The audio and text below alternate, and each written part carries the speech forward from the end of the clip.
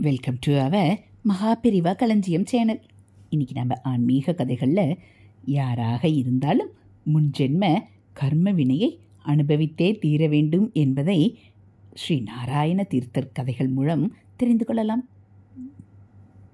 நாம் வாழும் இடம், வாழும் மனை, வாழும் குளம், வாழ்க்கை துணை, குரு, நோய் இவைகளெல்லாம் ஒருவனின் கர்ம வினைகளுக்கு ஏற்பவே அமையும் என்று சாஸ்திரம் அறுதியிட்டு கூறுகிறது.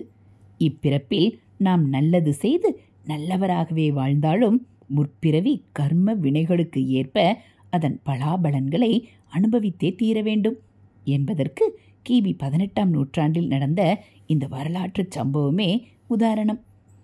பகவான் ஸ்ரீ கண்ணனையே இரவும் பகலும் மனதில் இருத்தி வாழ்ந்து வந்தவர் ஸ்ரீ நாராயண தீர்த்தர் என்ற துறவி.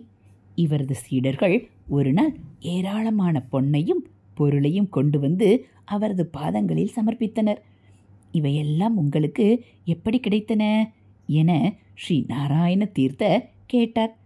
அதற்கு சீடர்கள், குருவே, காஷ்மீரி கவி என்பவர் அதிகம் படித்துவிட்டோம் என்ற கர்வத்திலும் வாதப்போரில் அனைவரையும் வென்றுவிட்டோம் என்ற அகங்காரத்திலும் இருந்தார். அவரை நாங்கள் வாதப்போரில் வென்றுவிட்டோம். தோற்றுப்போன அவர் சமர்ப்பணம் செய்த பொருட்கள்தான் இவை என்று சொன்னார்கள். உடனே நாராயண தீர்த்தர், இந்த பொருட்களை எல்லாம் காஷ்மீரி கவியிடமே திருப்பி கொடுத்து விடுங்கள்.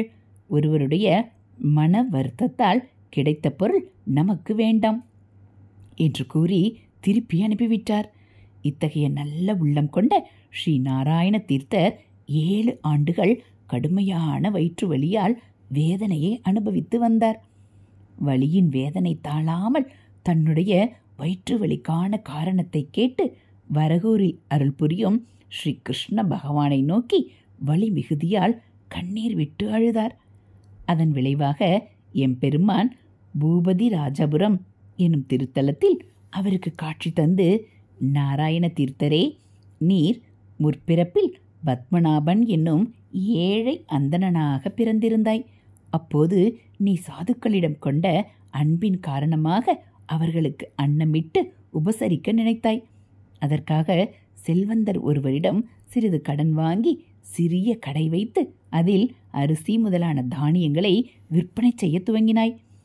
அதில் கிடைத்த லாபத்தில் நீ நினைத்ததைப் போலவே அவர்களுக்கு அன்னமிட்டு உபசரித்தாய். நாட்கள் செல்ல செல்ல இன்னும் பெரிய அளவில் தானங்கள் செய்ய வேண்டும் என்று நினைத்தாய். அதன் விளைவாக தானியங்களில் கல்லையும் மண்ணையும் கலந்து விற்க துவங்கினாய். அதில் கிடைத்த பணத்தில் பாகவத ஆராதனை செய்து வாழ்ந்து இறுதியில் உலக வாழ்வை நீத்தாய்.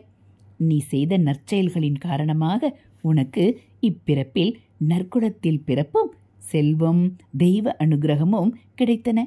அதே சமயம் உணவுப் பொருட்களில் கல்லையும் மண்ணையும் கலந்து விற்ற பாவத்தால் உனக்கு கடுமையான வயிற்று வலியும் வந்தது என்று சொன்னார். இதன்பின் பகவான் ஸ்ரீ கிருஷ்ணரின் அனுகிரகப்படி கிருஷ்ணலீலா தரங்கினி என்னும் பாடல்களை பாடி தன் வலியின் துயரம் தீர்த்து கொண்டார் ஸ்ரீ நாராயண தீர்த்தர். இப்பிறவியில் தெரிந்தோ தெரியாமலோ தவறு செய்தவர்கள் அதற்குண்டான தண்டனையை மறுபிறவியில் அனுபவித்தே தீர வேண்டும் என்பது நியதி.